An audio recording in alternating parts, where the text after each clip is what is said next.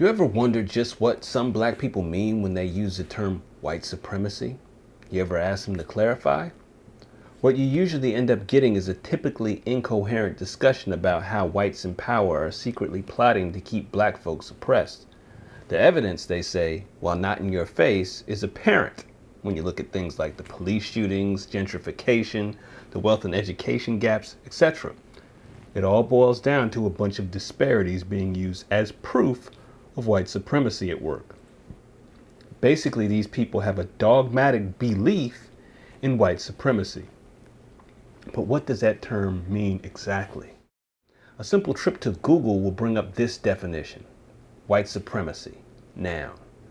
The belief that white people are superior to those of all other races, especially the black race, and should therefore dominate society. Okay, I guess that definition makes sense, but it's almost synonymous with another word that often is used in multiple ways depending on the situation. That word is racism, and it's defined as prejudice, discrimination, or antagonism directed against someone of another race based on the belief that one's own race is superior. Now let's examine how people use the term white supremacy again. They basically use it to explain the disparities in outcomes between whites and blacks. If whites are doing better, it must be because of white supremacy, or so the logic goes. So it seems once again that some blacks are thinking of themselves as victims. Here's the problem. You cannot embrace victimhood without also embracing the belief that your victimizer is in some way superior to you. And if you have accepted as fact that whites can keep you from doing well in society, then there's no way to not actually think that you are inferior in some way, shape, or form. So if you believe that white supremacy is holding blacks back, then so be it. You must also believe that whites are in fact superior in some way.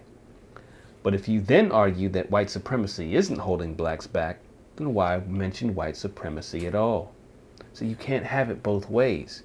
Either you believe blacks are inferior in some way, or you believe, as I do, that there is no white supremacy because whites are not superior to us. So it isn't even worth mentioning. Why should we if it isn't powerful enough to prevent blacks from doing whatever we put our minds to? The truth is that this beautiful country gives us the freedom to accomplish a great many things. And so many of us have actually shown that throughout history by making incredible strides even in the face of adversity. So many blacks in the past have reached their goals despite running into a few racists here and there, despite a so-called system of white supremacy. So were they any different from you or me? No, they simply did not think of themselves as victims.